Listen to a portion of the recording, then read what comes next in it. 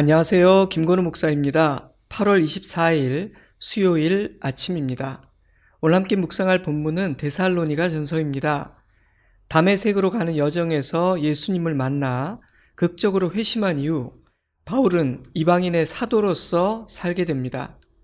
주 49년경 바나바와 함께 현재 터키 지역인 안디옥에서 첫 번째 선교 여행을 시작하게 되는데요.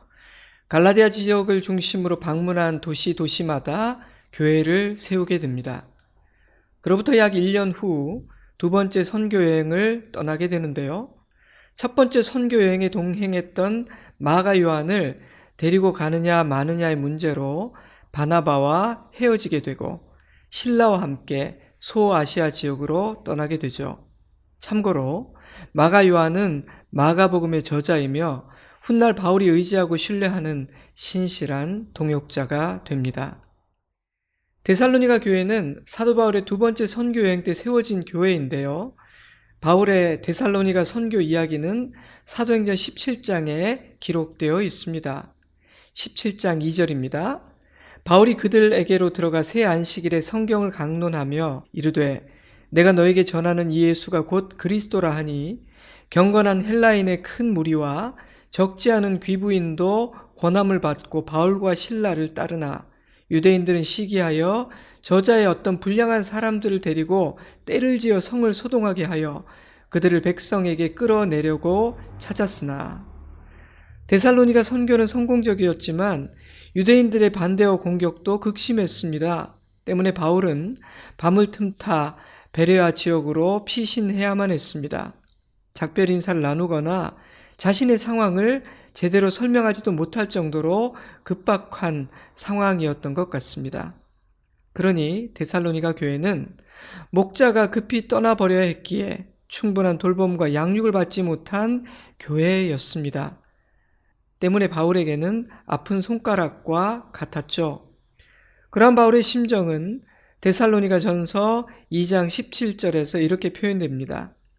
우리가 잠시 너희를 떠난 것은 얼굴이요 마음은 아니니 너희 얼굴 보기를 열정으로 더욱 힘썼노라. 나 바울은 한 번, 두 번 너희에게 가고자 하였으나 사탄이 우리를 막았도다. 복음 안에서 나온 수많은 교회들이 있었지만 제대로 돌보지 못했고 인사조차 나누지 못하고 떠나야 했던 데살로니가 교회에 대한 마음은 각별할 수밖에 없었을 것입니다. 그래서 재방문을 시도해 보기도 했지만 그 길조차 막혔습니다. 그 사정을 자세히 설명하지는 않고 있지만 사단이 우리를 막았다라는 표현으로 미루어 볼 때 매우 치열한 영적인 전쟁이 있었던 것 같습니다. 하지만 가만히 지켜보고만 있을 바울이 아니죠. 그래서 디모데를 보내게 됩니다. 그리고 노심초사 디모데가 돌아오기만을 기다렸을 것입니다. 그런데 디모데는 좋은 소식을 가지고 돌아왔어요. 데살로니가전서 3장 5절 참다 못하여 너희 믿음을 알기 위하여 그를 보내었노니 이는 혹 시험하는 자가 너희를 시험하여 우리 수고를 헛되게 할까 함이니 지금은 디모데가 너희에게로부터 와서 너희 믿음과 사랑의 기쁜 소식을 우리에게 전하고 또 너희가 항상 우리를 잘 생각하여 우리가 너희를 간절히 보고자 함과 같이 너희도 우리를 간절히 보고자 한다 하니 우리가 모든 궁핍과 환난 가운데에서 너희 믿음으로 말미암아 너희에게 위로를 받았노라. 디모데가 전해준 소식에 의하면 뜻밖에도 목자의 돌봄을 제대로 받지 못한 이 어린 교회는 믿음 위에 굳건히 서 있었습니다. 하지만 충분히 가르침받지 못했기 때문에 영적 지도자의 가르침이 필요한 상황이기도 했습니다. 그래서 바울은 펜을 듭니다. 데살로니가 교회에 보내는 첫 번째 편지를 쓰기 시작하죠. 데살로니가 전서는 책망과 권면보다는 감사와 칭찬, 하나님께 드리는 찬양이 더 많은 책입니다.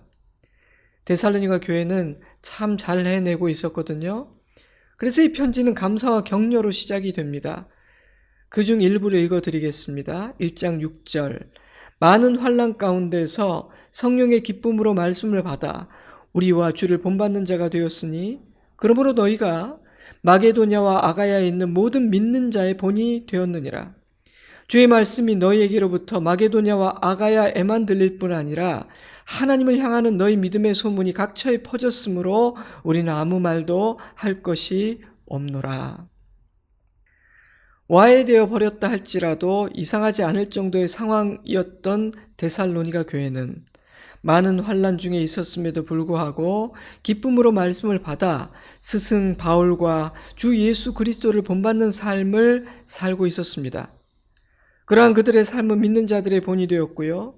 그들의 믿음에 대한 소문은 그리스 지역을 넘어 멀리 퍼지고 있었습니다.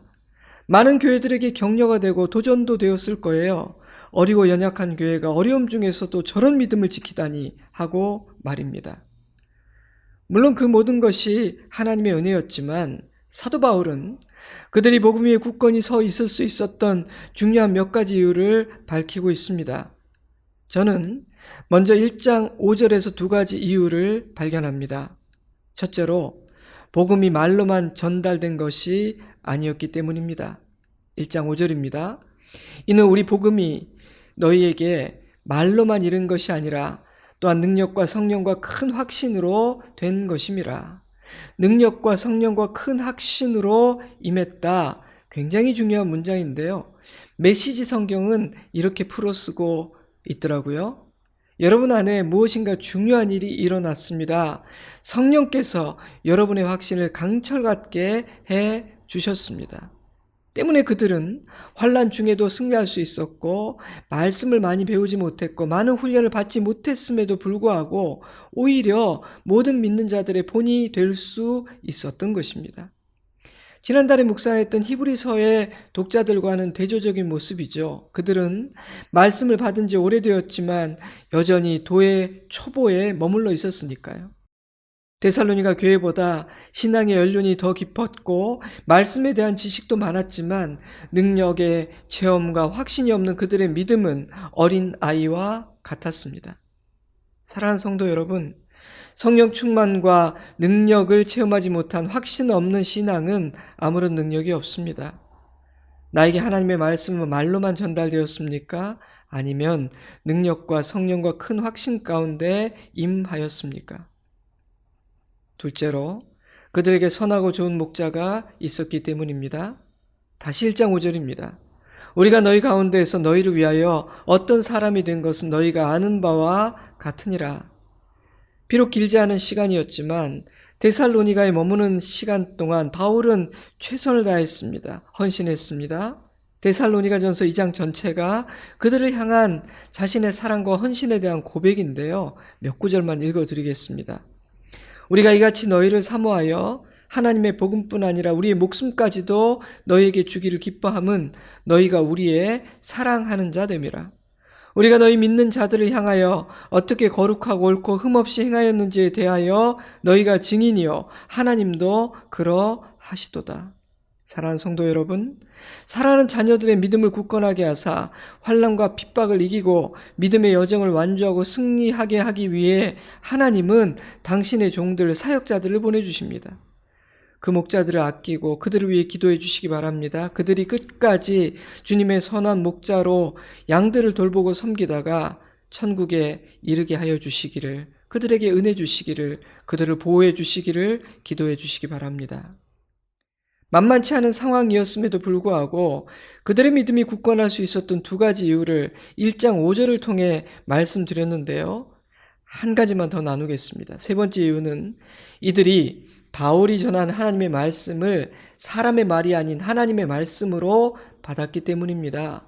2장 13절 이러므로 우리가 하나님께 끊임없이 감사함은 너희가 우리에게 들은 바 하나님의 말씀을 받을 때에 사람의 말로 받지 아니하고 하나님의 말씀으로 받음이니 진실로 그러하도다. 이 말씀이 또한 너희 믿는 자 가운데에서 역사하느니라.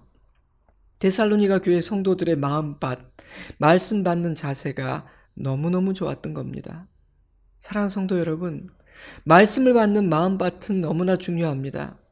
예수님 역시 길가에 떨어진 씨앗, 돌밭에 떨어진 씨앗, 가시덤불 가득한 밭에 떨어진 씨앗은 자라 결실할 수 없다고 말씀하지 않으셨습니까?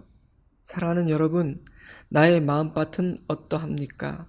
나는 어떤 마음으로 말씀을 받는 사람입니까? 같은 말씀을 받아도 그 말씀을 받는 마음과 자세에 따라 결실은 달라집니다.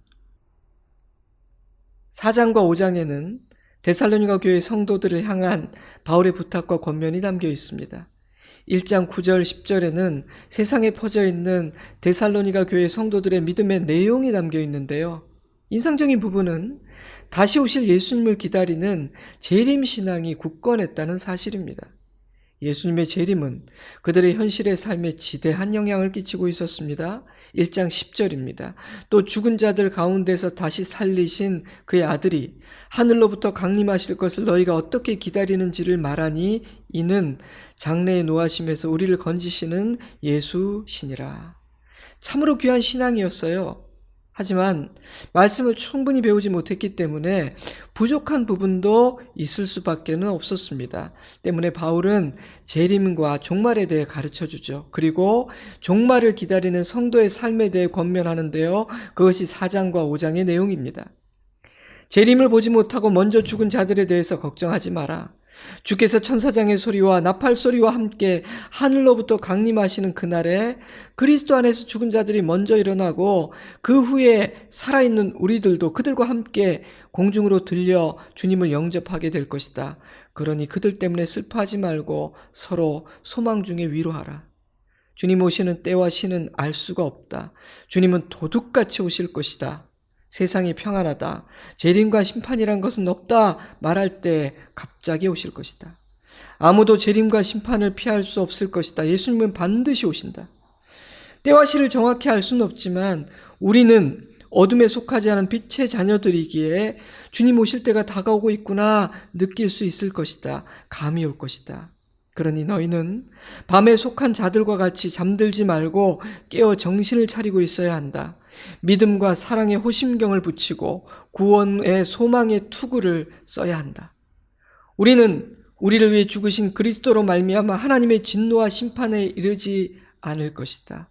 우리는 영원히 주님과 함께하게 될 것이다. 그러니 믿음의 말로 피차 권면하라. 서로 덕을 세우는 삶을 살아야 한다. 너희를 돌보는 영적 지도자들을 귀하게 여기고 너희들끼리 다투지 말고 서로 화목하며 하나됨을 이루라. 악을 악으로 갚지 말고 언제나 선을 따르라. 성령을 소멸하지 말아라. 어리석은 자가 되지 말고 분별하는 지혜를 가져야 한다. 그리하여 좋은 것만을 취하고 악은 어떤 모양이라도 버리라. 마지막 때에 분별하는 지혜를 가지는 것은 너무너무 중요하니 분별하는 실력을 가지도록 하라. 이것이 4장과 5장에 담긴 재림을 기다리며 종말의 시간을 살아가는 성도들에게 주어지는 사도 바울의 권면입니다. 굉장히 구체적이고 실제적입니다. 이해하기 어려운 말씀들이 아니기 때문에 다시 한번 읽어보시고 묵상하고 나의 삶의 표대로 삼으면 좋을 것 같습니다. 소원이 달라지고 표대가 달라지면 능력이 허락되고 새 일을 행해 주시기 때문입니다. 그런데 이 권면들 중에 아주 유명한 구절이 있습니다. 5장 16절 항상 기뻐하라 쉬지 말고 기도하라 범사에 감사하라 이것이 그리스도 예수 안에서 너희를 향하신 하나님의 뜻이니라. 아멘. 저는 바로 이것이 마지막 때를 살아가는 사랑하는 당신의 자녀들을 향한 주님의 선하신 뜻이구나 라는 생각이 들었습니다. 항상 기뻐하라 쉬지 말고 기도하라 범사에 감사하라. 어려운 말씀입니다. 불가능해 보이기까지 합니다. 하지만 이 명령은 우리의 힘과 의지와 노력으로 하라 하시는 그런 명령이 아닙니다. 그리스도 예수 안에서 주어지는 말씀입니다. 십자가의 은혜와 능력 안에서는 가능하다 말씀하고 계신 것이죠. 좁고 험한 나그네 인생 여정 가운데 꺾이지 않을 뿐 아니라 간신히 견디는 것이 아니라 승리하며 살 수 있는 비결은 기쁨과 기도와 감사를 잃어버리지 않는 것입니다. 항상 쉬지 않고 범사에라는 단어는 그 어떤 상황에서도 그리 하라는 뜻입니다. 사랑하는 성도 여러분, 오늘 저와 여러분에게 이런 기도와 소원이 있기를 바랍니다. 좋으신 나의 하나님, 이 말씀을 내게 주셨으니 가능하다는 뜻인 줄로 믿습니다. 나를 도와주실 것이고 반드시 이루실 것이라는 약속인 줄로 믿습니다. 그 어떤 상황에서도 기쁨의 이유를 발견해내고 기도를 멈추지 않고 감사하는 인생 살기를 간절히 원합니다. 도와주실 것을 믿습니다. 아멘. 이제 말씀을 맺겠습니다. 충분히 돌봄받지 못한 교회, 충분히 가르침받지 못한 교회, 고난과 핍박 가운데 있었던 교회, 그런 처지의 데살로니가 교회가 믿음의 역사와 사랑의 수고와 우리 주 예수 그리스도에 대한 소망의 인내라는 열매를 풍성히 맺었다는 사실은 놀라운 일입니다. 도전이 되기도 하고요. 그렇구나. 상황이 믿음의 사람들을 꺾을 수는 없는 것이구나. 오히려 믿음이 상황을 이겨버리는 것이구나 라는 소망도 갖게 해줍니다. 그들이 그런 믿음을 가질 수 있었던 이유는 복음이 말로만 아니라 능력과 성령과 큰 확신으로 임했기 때문이고, 그들에게 믿음의 체험이 있었기 때문이고, 바울이나 실라와 같은 좋은 목자가 있었기 때문이며, 바울이 전한 말씀을 받을 때 사람의 말이 아닌 하나님의 말씀으로 받는 좋은 자세, 좋은 마음밭이 있었기 때문이었습니다. 그러한 데살로니가 교회 성도들의 믿음과 삶에 나를 비춰보는 이 아침 되었으면 좋겠습니다. 나에게 주신 은혜에 감사하며 내가 구해야 할 은혜와 내가 힘써야 할 일들에 대해 생각해 볼 수 있었으면 좋겠습니다. 다음 주간에는 가을 새벽 기도회가 있기 때문에 수요 말씀 묵상을 한 주 쉽니다. 좋은 땅 채플 현장을 오픈하고요. 실시간 온라인 예배도 오픈할 텐데요. 기도의 자리에서 여러분 뵙기를 바랍니다.